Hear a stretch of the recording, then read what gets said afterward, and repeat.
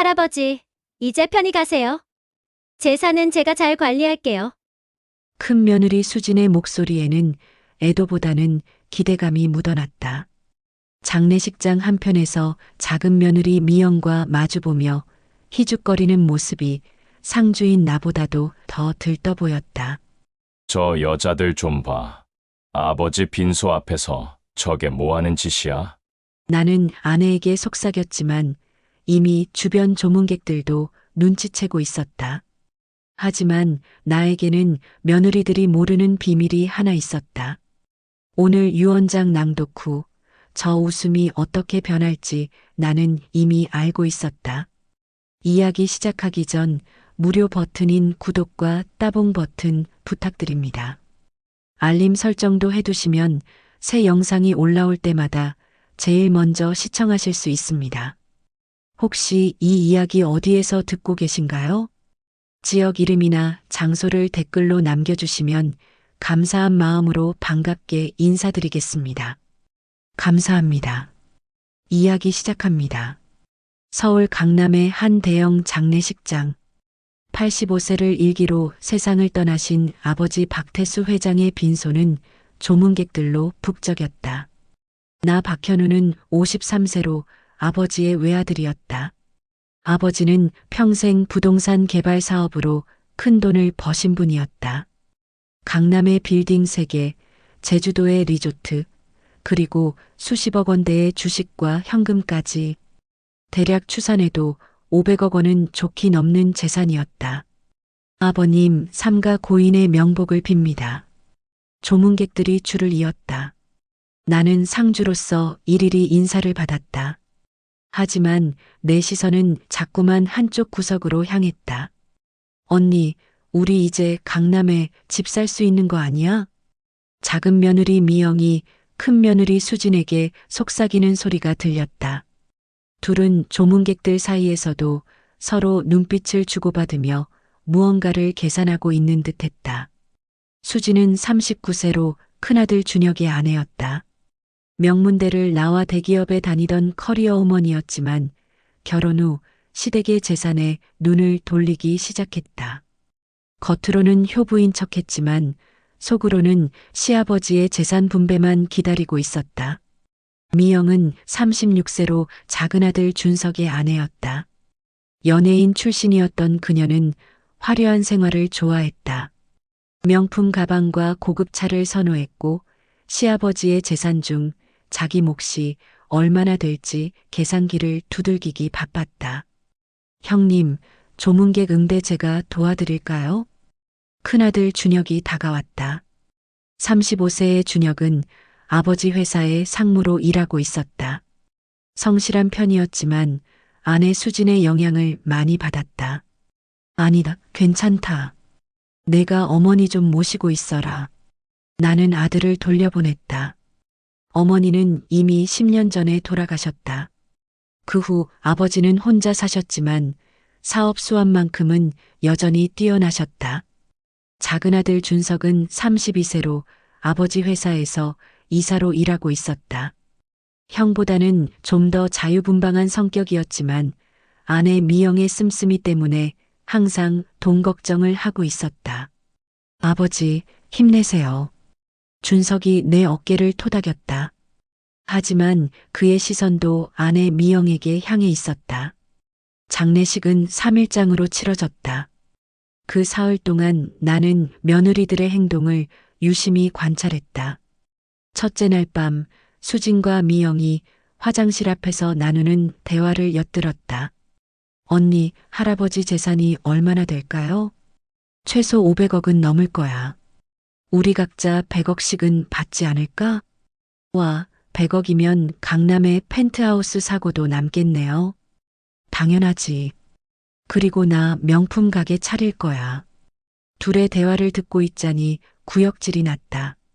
아버지의 장례식장에서 재산 타령이나 하고 있다니. 둘째 날 상황은 더 심각해졌다. 두 며느리가 변호사에게 먼저 접근했다는 소식을 들었다. 박 회장님, 며느님들이 유언장 내용을 미리 알고 싶어 하시는데요. 아버지의 고문 변호사 김 변호사가 조심스럽게 말했다. 유언장은 장례식 끝나고 공개하기로 했습니다. 그전에는 누구에게도 알려줄 수 없습니다. 나는 단호하게 거절했다. 아버지께서는 생전에 나에게만 유언장의 대략적인 내용을 귀띔하셨다.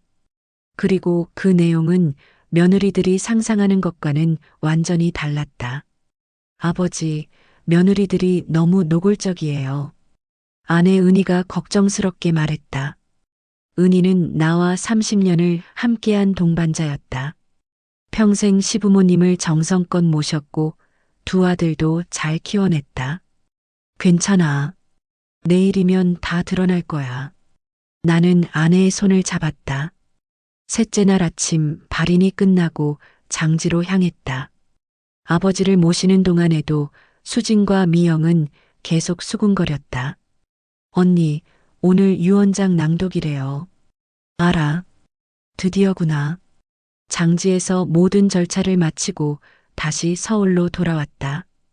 오후 3시 아버지 회사의 회의실에서 유언장 낭독이 있기로 했다. 회의실에는 나와 아내, 두 아들 부부, 그리고 김 변호사와 몇몇 친척들이 모였다. 그럼 박태수 회장님의 유언장을 낭독하겠습니다. 김 변호사가 봉투를 열었다. 수진과 미영은 숨을 죽이고 집중했다. 그들의 눈에는 기대감이 가득했다. 나 박태수는 정신이 온전한 상태에서 이 유언장을 작성한다. 변호사의 목소리가 울렸다. 먼저 나의 모든 부동산과 사업체 지분은 아들 박현우에게 전액 상속한다. 수진과 미영의 표정이 약간 굳었다. 하지만 아직 현금과 주식이 남아 있었다. 주식 및 금융자산 200억 원은 아들 박현우에게 상속한다. 이제 두 며느리의 얼굴이 점점 창백해지기 시작했다. 현금 100억 원 중 50억 원은 아들 박현우에게, 30억 원은 며느리 김은희에게 상속한다. 네, 김은희요? 수진이 벌떡 일어났다. 김은희는 바로 나의 아내였다. 나머지 20억 원은 고아원과 양로원에 기부한다. 변호사가 계속 읽어내려갔다. 손자 박준혁과 박준석에게는 각각 10억 원씩 교육비 명목으로 신탁한다. 단 이 돈은 30세가 될 때까지 본인들이 직접 사용할 수 없으며 교육 및 자기개발 용도로만 사용 가능하다. 그리고 변호사가 잠시 멈췄다. 방 안의 모든 시선이 변호사에게 쏠렸다. 큰 며느리 이수진과 작은 며느리 박미영에게는 각각 1억 원씩 상속한다. 뭐라고요? 미영이 소리쳤다. 수진도 얼굴이 새하얗게 질렸다. 1억 원이요? 겨우 1억 원? 수진의 목소리가 떨렸다. 변호사가 계속 읽었다. 나는 지난 10년간 며느리들의 행동을 지켜봤다. 그들은 겉으로는 효도하는 척했지만 속으로는 내 재산만 노렸다. 특히 내가 아플 때도 한 번도 병문안을 오지 않았고 명절에도 형식적인 인사만 했을 뿐이다. 회의실이 조용해졌다. 수진과 미영은 할 말을 잃었다. 며느리 김은희는 지난 30년간 한결같이 나를 모셨다. 내가 아플 때 밤새 간호했고 명절마다 정성껏 음식을 준비했다. 그런 진심을 내가 모를 리 없다. 아내 은희가 눈물을 글썽였다. 나는 아내의 손을 꽉 잡았다. 따라서 나는 진정으로 나를 사랑하고 존경해준 며느리에게만 재산을 물려주기로 한다. 이수진과 박미영에게 주는 1억 원은 그동안 명절에 형식적으로나마 인사한 것에 대한 최소한의 예의이다. 변호사가 유언장을 내려놓았다. 이상입니다. 회의실이 정적에 휩싸였다. 수진과 미영은 서로를 바라보며 멍하니 앉아 있었다. 이게 말이 돼요? 우리가 10년 동안 명절마다 왔는데. 수진이 항의했다. 명절에 왔다고요? 작년 추석에는 해외여행 간다고 안 왔잖아요. 아내 은희가 조용히 말했다. 그건 그건 급한 일이 있어서. 수진이 변명했다. 설날에도 이 시간만 있다가 가셨죠. 할아버지 드시라고 준비한 음식도 거들떠보지 않고. 은희가 계속 말했다. 할아버지가 병원에 입원하셨을 때는요. 한 번도 문병 오지 않았죠. 미영이 얼굴이 빨개졌다. 저희도 바빴어요. 바쁘셨죠. 명품 가게 돌아다니시느라. 은희의 말에 미영이 말문이 막혔다. 준혁과 준석은 고개를 숙이고 아무 말도 하지 못했다. 그들도 아내들의 행동을 알고 있었기 때문이다. 아버님께서는 모든 걸 다 보고 계셨어요. 여러분이 장례식장에서 재산 타령하는 것도요. 내가 입을 열었다. 장례식장에서요? 우리가 언제? 수진이 발끈했다. 첫째 날 밤 화장실 앞에서 100억씩 나눠 가진다고 하셨죠. 나의 말에 수진과 미영의 얼굴이 새하얗게 변했다. 그걸 어떻게 해? 조문객 중 한 분이 우연히 듣고 제게 알려주셨어요. 얼마나 창피했는지 아세요? 아내가 눈물을 흘렸다. 그리고 둘째 날 변호사님께 유언장 내용을 미리 알려달라고 하셨죠? 김 변호사가 고개를 끄덕였다. 저희가 뭘 잘못했어요? 시아버지 재산 물려받는 게 당연한 거 아니에요? 미영이 소리쳤다. 당연하다고요? 내가 자리에서 일어났다. 며느리가 시부모 재산을 당연히 받을 권리가 있다고 생각하세요? 법적으로 며느리는 상속 순위에도 없어요. 아버지께서 1억 원이라도 주신 게 감사한 일이죠. 수진이 할 말을 잃었다. 하지만 저희도 10년 동안 뭘 하셨죠? 명절에 이 시간씩 얼굴 비추고 할아버지 생신에도 선물 하나 제대로 안 하셨잖아요. 준혁이 처음으로 입을 열었다. 준혁아, 너까지? 수진이 남편을 쏘아봤다. 수진아, 할아버지 말씀이 맞아. 우리 너무했어. 준혁의 말에 수진이 울음을 터뜨렸다. 10년을 기다렸는데 겨우 1억이라니. 1억도 많아요. 다른 집 며느리들은 한 푼도 못 받아요. 은희가 단호하게 말했다. 미영도 눈물을 흘리기 시작했다. 저는 강남집을 살 줄 알았는데 강남집은 제가 살 겁니다. 아버님께서 저에게 주셨으니까요. 은희가 유언장을 다시 확인하며 말했다. 그럼 우리는 1억 원 받아서 원하시는 대로 쓰세요. 대신 앞으로 우리 집안일에 간섭하지 마세요. 나는 냉정하게 선을 그었다.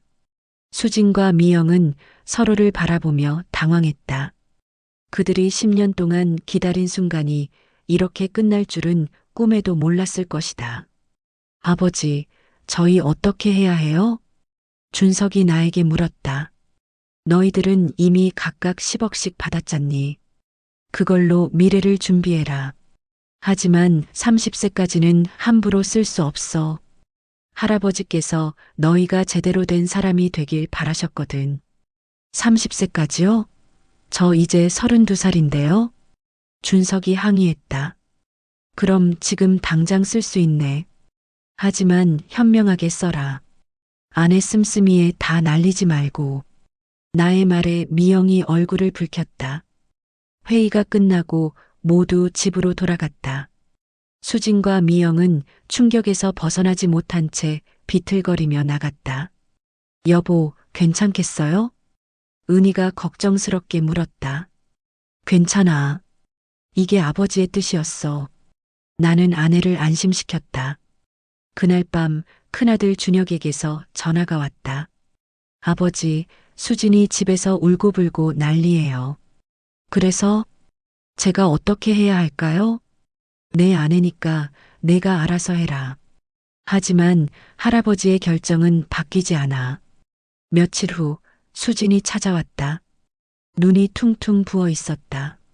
아버님, 제가 잘못했어요. 뭘 잘못했는데? 할아버지를 진심으로 모시지 않은 거요. 재산만 바라본 거요. 수진이 무릎을 꿇었다. 이제 와서 후회해도 소용없어. 할아버지는 이미 돌아가셨어. 제발 한 번만 용서해 주세요. 저 정말 반성하고 있어요. 수진이 눈물을 흘렸다. 수진 씨, 일어나세요. 은희가 수진을 일으켰다. 어머님, 후회하는 것도 좋지만 앞으로 어떻게 살 건지가 더 중요해요.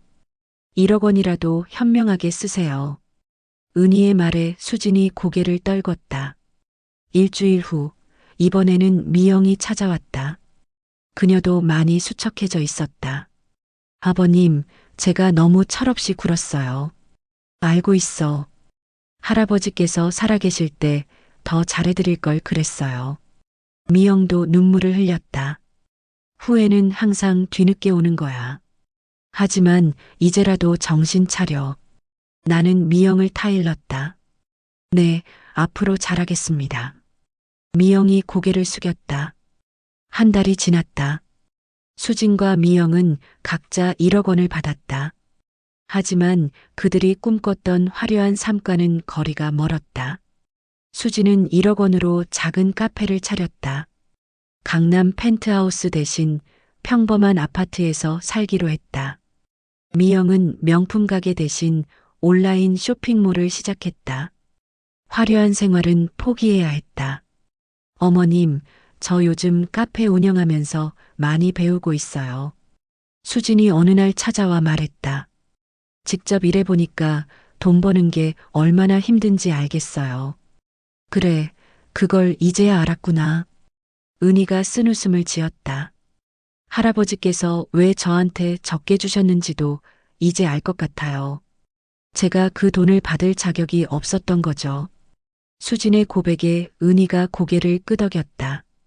자격은 만드는 거야. 앞으로 잘하면 돼. 네, 어머님. 앞으로 명절마다 꼭 올게요. 진심으로요. 수진이 약속했다. 미영도 비슷한 시기에 변했다. 쇼핑몰을 운영하면서 돈의 가치를 깨달았고 더 이상 명품만 쫓지 않게 되었다. 6개월 후 추석이 찾아왔다. 수진과 미영은 일찍부터 와서 제사 준비를 도왔다. 어머님, 제가 전 부치는 거 도와드릴게요. 수진이 앞치마를 두르고 나섰다. 제가 나물 무칠게요. 미영도 적극적으로 나섰다. 은희는 두 며느리의 변화를 보며 흐뭇해했다. 여보, 며느리들이 많이 변했어. 은희가 내게 속삭였다. 그래야지. 그게 아버지의 바람이었을 거야. 나는 아내의 말에 고개를 끄덕였다. 제사를 지내는 동안 준혁과 준석도 진지한 모습이었다. 예전처럼 형식적으로 절하는 게 아니라 진심을 담아 할아버지께 인사했다. 할아버지, 손자들이 잘못했습니다. 할아버지 살아계실 때 더 잘해드릴 걸 그랬어요. 준혁이 눈물을 흘렸다. 할아버지, 저도 반성하고 있어요. 할아버지의 가르침을 이제야 깨달았어요. 준석도 울먹였다. 제사가 끝나고 모두 함께 식사를 했다. 예전과 달리 화기애애한 분위기였다. 아버님, 제가 그동안 너무 어리석었어요. 수진이 나에게 말했다. 할아버지께서 주신 1억 원 소중하게 잘 쓰고 있어요. 카페도 잘 되고 있고요. 그래, 잘하고 있구나. 나는 수진을 격려했다. 저도요, 아버님. 쇼핑몰이 생각보다 잘 돼서 이번 달에 첫 흑자를 냈어요. 미영도 자랑스럽게 말했다. 좋구나.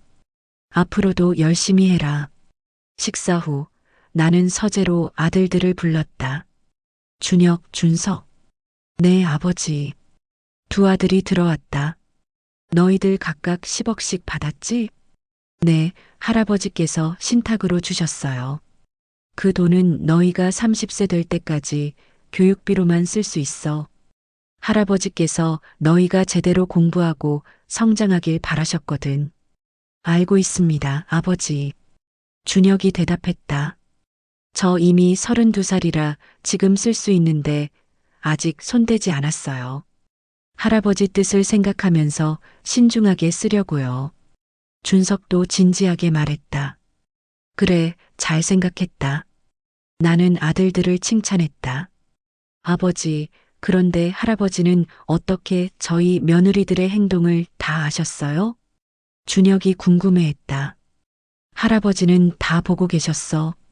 너희 며느리들이 명절에 오는 것도, 형식적으로 인사하는 것도, 재산만 노리는 것도. 그래서 유언장을 그렇게 쓰신 거군요. 그래. 할아버지는 마지막까지 가족들을 시험하신 거야. 나의 말에 아들들이 고개를 숙였다. 저희가 잘못했어요, 아버지.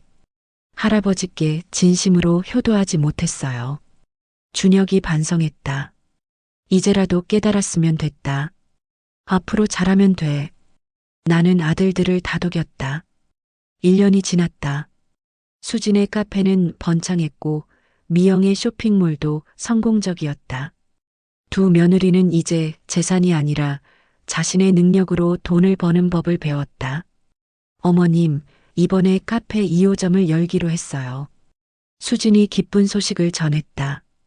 그래, 잘 됐구나.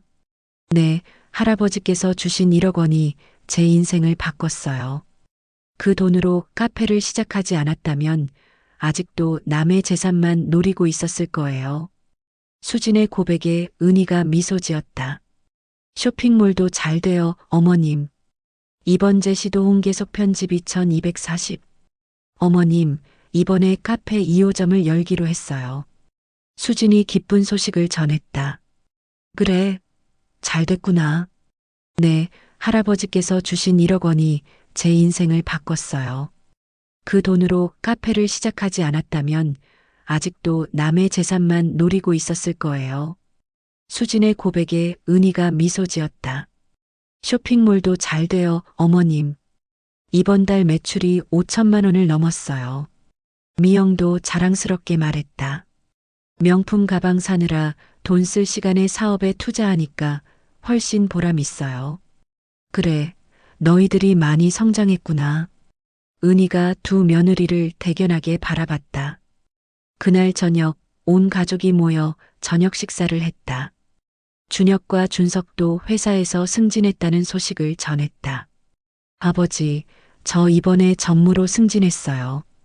준혁이 기쁜 표정으로 말했다. 그래, 축하한다. 할아버지께서 물려주신 회사인데 제대로 지켜야죠. 준혁의 말에 나는 뿌듯했다. 저도 상무로 승진했어요, 아버지. 준석도 웃으며 말했다. 너희들이 제대로 일하니까 회사도 잘 되는구나. 나는 두 아들을 칭찬했다. 식사를 하는 동안 수진이 조심스럽게 입을 열었다. 어머님, 사실 제가 고백할 게 있어요. 무슨 이야기인데? 할아버지 돌아가시기 전에 저 할아버지 통장 비밀번호를 알아내려고 했었어요. 은희의 표이 굳었다. 뭐라고? 정말 죄송해요. 제가 너무 욕심이 많았어요.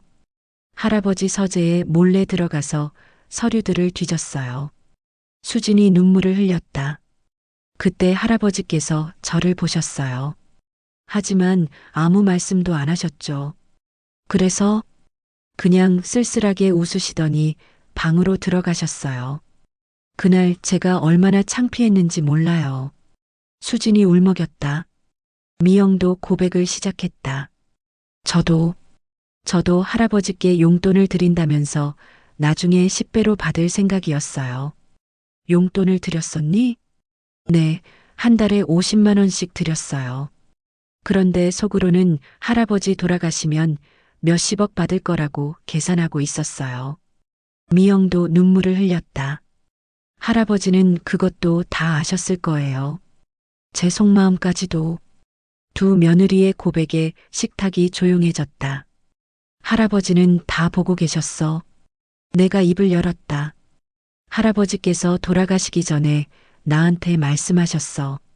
현우야, 사람은 돈 앞에서 본색이 드러난다고. 아버님, 할아버지는 일부러 너희들을 시험하신 거야. 진짜 효도하는 사람과 재산만 노리는 사람을 구별하기 위해서. 나의 말에 수진과 미영이 고개를 떨궜다. 그래서 유언장도 그렇게 쓰신 거고요? 준혁이 물었다. 그래. 할아버지는 마지막까지 가족들에게 교훈을 주고 싶으셨던 거야. 은희가 갑자기 일어나서 서재로 들어갔다. 잠시 후 봉투 하나를 들고 나왔다. 사실 이게 있어요. 그게 뭐예요, 어머님? 할아버지께서 돌아가시기 일주일 전에 저한테 주신 편지예요. 은희가 봉투를 열었다. 할아버지께서 1년 후에 읽으라고 하셨어요. 그게 오늘이에요. 모두의 시선이 편지에 집중되었다. 은희가 편지를 읽기 시작했다. 사랑하는 며느리 은희에게 내가 이 편지를 쓰는 오늘 내 생이 얼마 남지 않았음을 느낀다. 30년 동안 나를 친부모처럼 모셔준 내게 고마움을 전하고 싶구나. 은희의 목소리가 떨렸다. 은희야, 너는 알고 있겠지만 나는 수진과 미영을 미워하지 않는다. 다만 그들이 무엇이 진정으로 소중한지 깨닫길 바랄 뿐이다. 수진과 미영이 눈물을 흘리기 시작했다.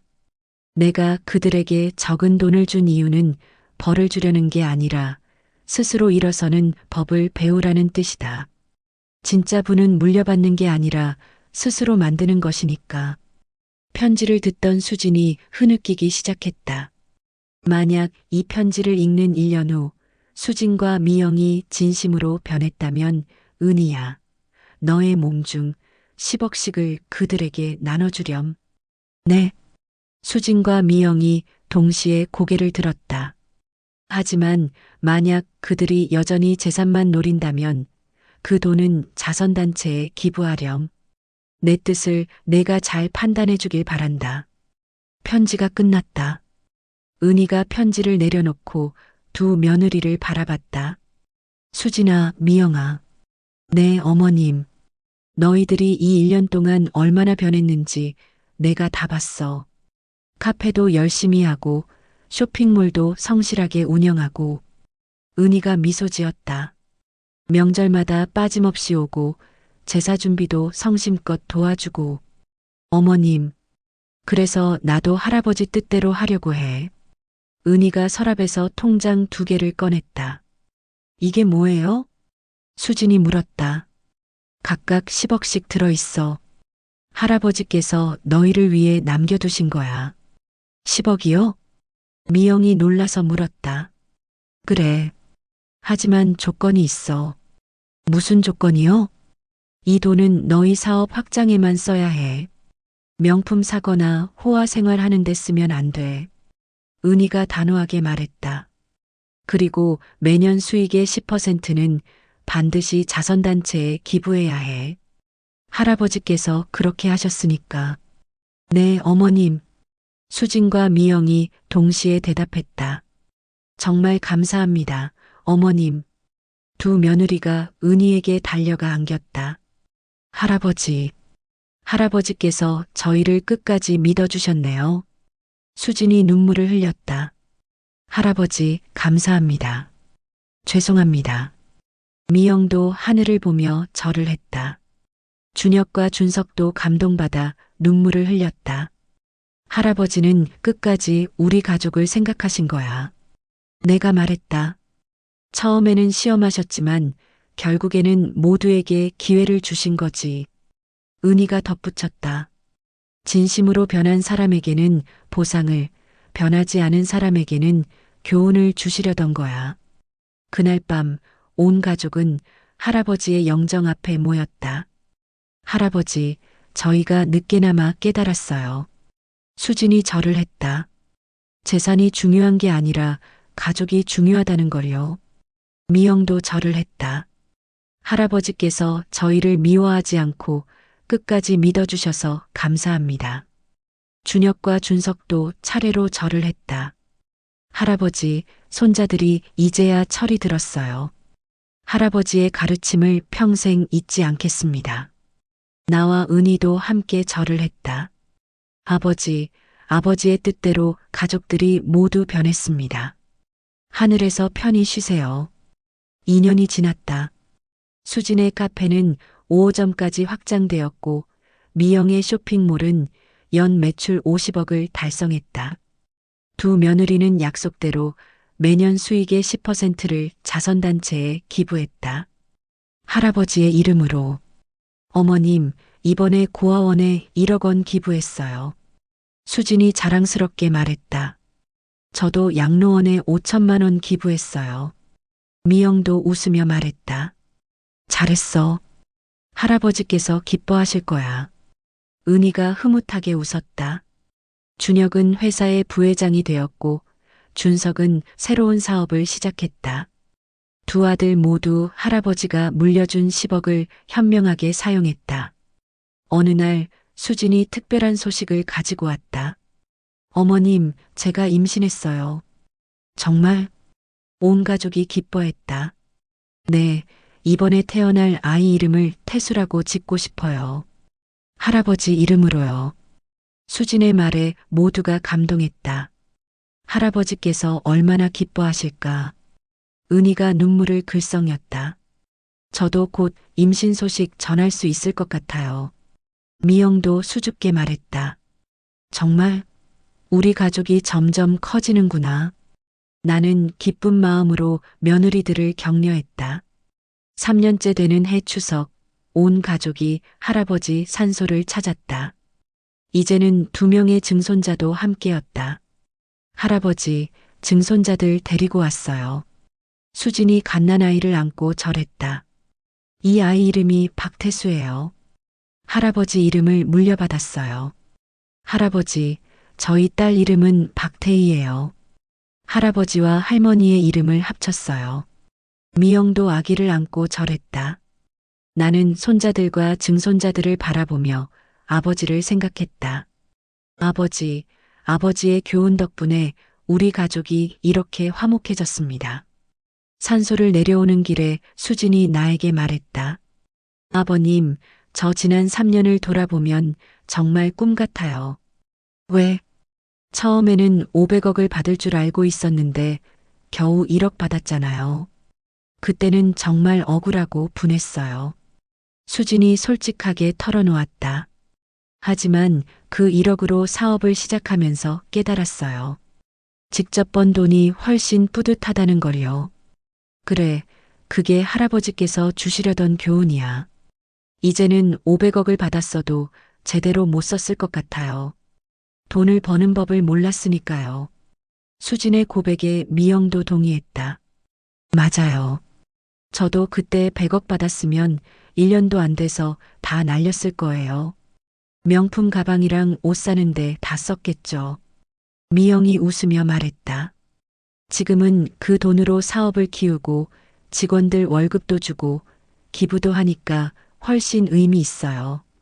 준혁도 거들었다. 저도 할아버지께서 주신 10억을 처음엔 당장 쓰고 싶었어요. 외제차도 사고 집도 사고. 하지만 참고 공부하는 데 투자했더니 회사에서 인정받게 됐어요. 준석도 말했다. 저도 그 돈으로 MBA를 마쳤고 새 사업도 시작할 수 있었어요. 온 가족이 할아버지의 지혜에 감사했다. 집에 돌아와서 저녁을 먹는 자리에서 은희가 말했다. 여러분, 사실 제가 고백할 게 있어요. 무슨 이야기예요, 어머님? 할아버지께서 저한테 30억을 주셨잖아요. 네. 사실 저도 그 돈을 다 쓰지 않았어요. 네. 10억은 고아원과 양로원 건립기금으로 기부했어요. 모두가 놀랐다. 10억은 너희 아이들 교육기금으로 저축했고요. 어머님, 나머지 10억만 우리 생활비로 쓰고 있어요. 은희의 말에 며느리들이 감동했다. 어머님께서 그런 일을 하고 계셨다니. 수진이 눈물을 글썽였다. 저도 배워야겠어요. 번 돈의 일부는 꼭 사회에 환원해야겠어요. 저도요. 할아버지와 어머님을 본받아야죠. 미영도 다짐했다. 그날 밤 나는 아내와 단둘이 얘기를 나눴다. 여보, 우리 가족이 정말 많이 변했어요. 그래, 모두 아버지 덕분이야. 아버지께서 마지막까지 가족들을 생각하셨어요. 단순히 재산을 나눠주는 게 아니라 인생의 교훈을 주신 거지. 저는 처음에 수진이랑 미영이가 변할 수 있을까 의심했어요. 은희가 솔직하게 말했다. 나도 그랬어. 하지만 사람은 변할 수 있구나. 계기만 있으면요. 아버지께서 그 계기를 만들어 주신 거야. 우리는 창밖을 바라보며 아버지를 생각했다. 5년이 지났다. 수진의 카페는 프랜차이즈가 되어 전국에 20개 매장을 운영하게 되었다. 미영의 쇼핑몰은 상장까지 고려하는 단계에 이르렀다. 두 며느리는 이제 각자 100억 이상의 자산을 일구어냈다. 할아버지께 받은 1억 원의 100배였다. 어머님, 제가 이렇게 성공할 줄 몰랐어요. 수진이 감격스럽게 말했다. 할아버지께서 500억을 주셨다면 아마 저는 아무것도 못 이뤘을 거예요. 1억이라는 작은 돈으로 시작해야 했기 때문에 더 절실했고 더 열심히 했어요. 미영도 고백했다. 처음엔 할아버지를 원망했지만 지금은 감사해요. 준혁과 준석도 각자의 분야에서 성공했다. 회사는 할아버지 때보다 2배 이상 성장했다. 할아버지, 저희가 할아버지의 회사를 더욱 키웠어요. 준혁이 영정 앞에서 보고했다. 직원도 100명에서 500명으로 늘었고 매출도 3배가 됐어요. 어느 날 나는 온 가족을 모아놓고 말했다. 여러분, 이제 내가 유언장을 쓸 때가 된 것 같아. 아버님, 무슨 말씀을? 며느리들이 놀라서 외쳤다. 괜찮아. 나도 이제 80이 넘었어. 준비는 해야지. 하지만 아버님은 아직 건강하세요. 그래도 미리 준비하는 게 좋아. 나는 모두를 바라보며 말을 이었다. 할아버지께서 보여주신 것처럼 나도 너희들에게 재산보다 교훈을 주고 싶어. 아버님, 내 재산은 할아버지 때보다 더 늘어났어. 아마 1,000억은 넘을 거야. 며느리들의 눈빛이 변했다. 하지만 예전과는 달랐다. 욕심이 아니라 걱정이 가득했다. 아버님, 그 많은 재산을 어떻게 하시려고요? 수진이 걱정스럽게 물었다. 은희에게 500억을 주고 나머지 500억은 자선재단을 만들 거야. 자선재단이요? 그래. 할아버지의 이름으로 말이야. 나의 말에 모두가 고개를 끄덕였다. 좋은 생각이세요, 아버님. 그리고 너희들한테는. 며느리들이 긴장했다. 1억씩 줄 거야. 네. 할아버지께서 그러셨듯이 너희도 스스로 일구는 법을 배웠으니까 더 이상 물려줄 필요가 없어. 나의 말에 수진과 미영이 웃었다. 아버님, 저희는 괜찮아요. 이미 충분히 많이 받았어요. 그리고 이미 스스로 버는 법을 배웠으니까요. 두 며느리의 대답에 나는 흐뭇했다. 준혁, 준석. 네, 아버지. 너희한테는 각각 50억씩 줄 거야. 50억이요? 회사를 물려받는 대신 너희가 새로운 일을 하고 싶다면 그 돈으로 시작해라. 감사합니다, 아버지. 하지만 조건이 있어. 매년 수익의 20%는 반드시 할아버지 재단에 기부해야 해. 네, 그렇게 하겠습니다. 며느리들도 손을 들었다. 저희도 매년 기부 늘리겠습니다. 저희 회사 수익의 30%를 재단에 기부할게요. 온 가족이 할아버지의 뜻을 이어가기로 약속했다. 10년 후 박태수 재단은 한국에서 가장 큰 자선재단 중 하나가 되었다. 수진의 카페 프랜차이즈는 1,000개 매장을 돌파했고 미영의 회사는 코스닥에 상장되었다. 준혁과 준석은 각자의 회사를 성공적으로 운영하며 할아버지의 유산을 더욱 키웠다. 그리고 모든 가족이 매년 수익의 상당 부분을 재단에 기부했다. 증손자 박태수는 이제 15세가 되어 훌륭한 청소년으로 자라고 있었다. 증조할아버지, 저도 커서 재단 일을 하고 싶어요. 어린 태수가 영정 앞에서 다짐했다. 할아버지처럼 많은 사람들을 도와주고 싶어요. 나는 증손자를 바라보며 미소 지었다. 할아버지의 정신이 대대손손 이어지고 있었다. 어느 날 저녁 90세가 된 나는 온 가족을 모아놓고 마지막 이야기를 했다. 여러분, 할아버지께서 30년 전에 우리 가족에게 주신 가장 큰 선물이 뭔지 아나? 모두가 귀를 기울였다. 재산이 아니야. 교훈이었어. 맞아요, 아버님. 할아버지는 우리에게 돈을 버는 법보다 더 중요한 걸 가르쳐 주셨어. 그게 뭐예요? 증손자 태수가 물었다. 진정한 분은 베풀 때 생긴다는 거야. 나의 말에 모두가 고개를 끄덕였다. 할아버지께서 처음에 며느리들에게 1억씩만 주셨을 때 모두들 섭섭해했지. 네, 저희가 정말 어리석었어요. 수진이 고백했다. 하지만 그 1억으로 시작한 사업이 이제 수천억이 됐어. 그리고 그 돈으로 더 많은 사람들을 돕고 있죠. 미영이 덧붙였다. 그래. 만약 할아버지께서 처음부터 수백억을 주셨다면 아마 우리는 그 돈을 다 날리고도 아무것도 배우지 못했을 거예요. 준혁이 대답했다. 맞아. 할아버지는 마지막까지 우리를 가르치신 거야.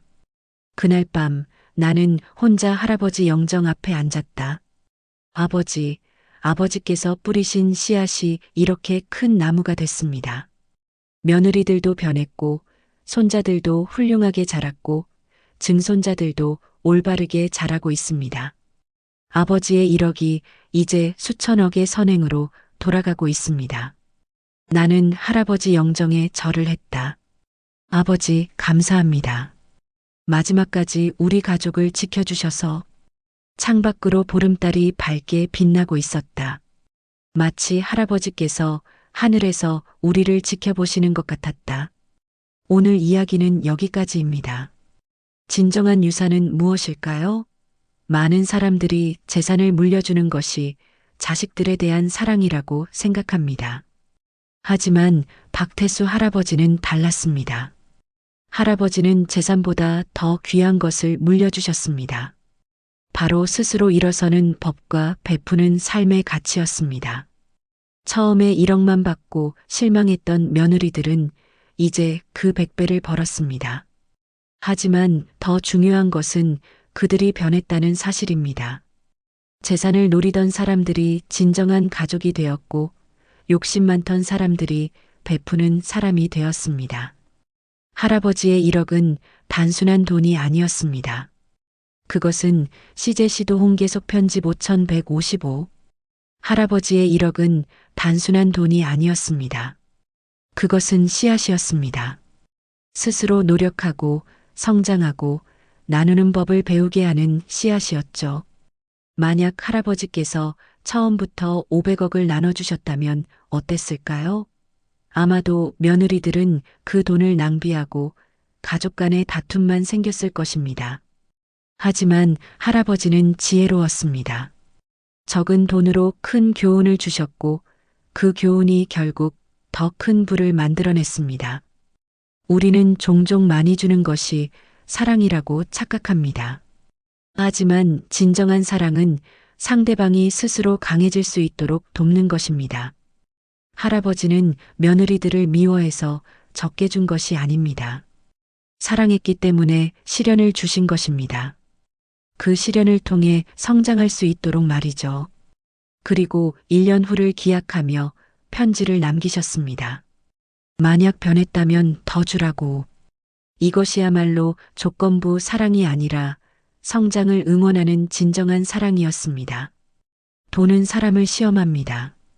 돈 앞에서 본색이 드러나죠. 수진과 미영은 처음에 그 시험에 떨어졌습니다. 욕심과 계산만 가득했으니까요. 하지만 할아버지는 그들에게 재기의 기회를 주셨습니다. 1억이라는 씨앗과 1년이라는 시간을 주신 것입니다. 그 1년 동안 두 며느리는 진정으로 변했습니다. 카페와 쇼핑몰을 운영하면서 땀의 가치를 배웠고 명절마다 성심껏 모시면서 가족의 의미를 깨달았습니다. 그리고 할아버지는 하늘에서 그 모든 것을 지켜보셨을 것입니다. 흐뭇한 미소를 지으시며 이 이야기가 우리에게 주는 교훈은 명확합니다. 첫째, 물질보다 사람이 먼저입니다. 아무리 많은 재산이 있어도 가족 간의 진심이 없다면 무의미합니다. 둘째, 주는 것보다 스스로 일구게 하는 것이 진정한 사랑입니다. 물고기를 주기보다 물고기 잡는 법을 가르치라는 말처럼요. 셋째, 사람은 변할 수 있습니다. 수진과 미영처럼 욕심 많던 사람도 계기만 있으면 달라질 수 있습니다. 넷째, 베푸는 삶이 진정한 부입니다. 박태수 재단처럼 나눌 때 오히려 더 많은 것이 돌아옵니다. 여러분의 가정은 어떠신가요? 혹시 부모님의 재산만 기다리고 계신 건 아닌가요? 아니면 자녀들에게 무조건 많이 물려주는 것만이 사랑이라고 생각하고 계신가요? 박태수 할아버지의 이야기를 통해 우리는 배웁니다. 진정한 유산은 돈이 아니라 가치관이고 진정한 효도는 형식이 아니라 진심이라는 것을요. 수진과 미영은 처음에 500억을 기대했지만 1억만 받았습니다. 하지만 그 1억으로 각각 100억 이상을 만들어냈습니다. 만약 처음부터 500억을 받았다면 아마도 다 날리고 빈손이 되었을 것입니다. 돈을 지키는 법을 몰랐으니까요. 할아버지의 지혜는 여기에 있습니다. 적은 것으로 시작하게 해서 과정을 배우게 한 것이죠. 그리고 1년 후 편지로 희망을 주셨습니다. 변하면 더 주겠다는 약속으로 동기부여를 하신 것입니다. 결국 며느리들은 10억을 더 받았지만 그때는 이미 그 돈을 어떻게 사용해야 할지 아는 사람들이 되어 있었습니다. 사업 확장에 투자하고 자선에 기부하고 직원들을 고용하는 데 썼습니다. 명품 가방 사는 데 쓴 게 아니라요. 이것이 바로 교육의 힘입니다. 할아버지는 1억과 1년이라는 시간으로 며느리들을 교육하신 것입니다. 그리고 그 교육의 결과는 30년이 지난 지금까지 이어지고 있습니다. 증손자 박태수가 재단 일을 하고 싶다고 다짐하는 모습에서요. 한 세대의 지혜가 여러 세대로 이어지고 있는 것입니다. 이것이야말로 진정한 유산이 아닐까요? 돈은 한 세대에서 끝날 수 있습니다. 하지만 가치관과 정신은 영원히 이어집니다. 장례식장에서 웃던 며느리들은 유언장 낭독 후 얼굴이 새하얘졌습니다. 하지만 그것이 끝이 아니었습니다. 그 충격이 변화의 시작이었고 그 변화가 성장으로 이어졌고 그 성장이 결국 더 큰 축복으로 돌아왔습니다. 인생은 참으로 묘합니다. 우리가 원하는 것을 바로 주지 않는 것이 오히려 축복일 수 있습니다. 수진과 미영이 원했던 100억씩을 바로 받았다면 어땠을까요? 지금처럼 행복했을까요? 아마 아닐 것입니다.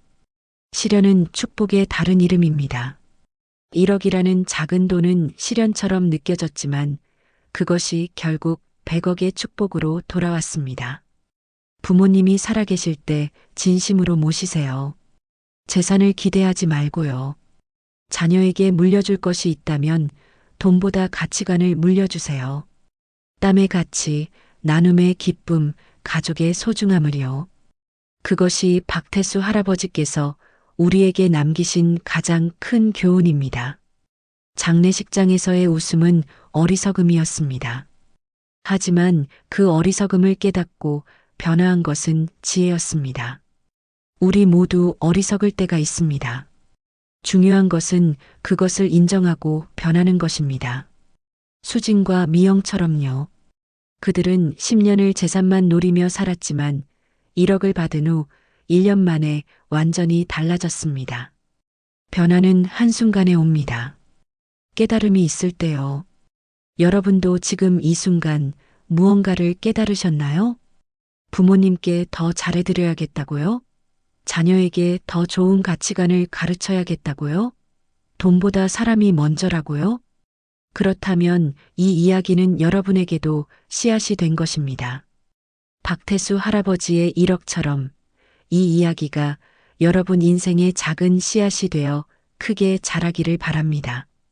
마지막으로 기억하세요. 진정한 부는 통장 잔고가 아니라 베푸는 마음에 있습니다. 진정한 효도는 형식적인 방문이 아니라 진심 어린 관심입니다. 진정한 유산은 재산이 아니라 가르침입니다. 그리고 가장 중요한 것은 늦었다고 생각할 때가 가장 빠른 때입니다. 수진과 미영도 10년을 허비했지만 11년째에 변했습니다. 그리고 그 변화가 남은 인생을 완전히 바꿔놓았습니다. 지금 이 순간이 바로 여러분의 11년째가 될 수 있습니다. 구독과 좋아요는 영상을 만드는데 큰 힘이 되며 이 이야기 어디서 들으셨는지 이름이나 장소를 댓글로 남겨주시면 감사한 마음으로 반갑게 인사드리러 가겠습니다. 오늘도 이 이야기를 통해 여러분의 가정에 따뜻한 바람이 불기를 바랍니다. 가족은 재산이 아니라 사랑으로 이어지는 것이고 진정한 분은 함께 나눌 때 더욱 커진다는 것을 기억하세요. 박태수 할아버지의 지혜가 여러분 가정에도 축복이 되기를 바라며 오늘 이야기를 마치겠습니다. 시청해 주셔서 고맙습니다.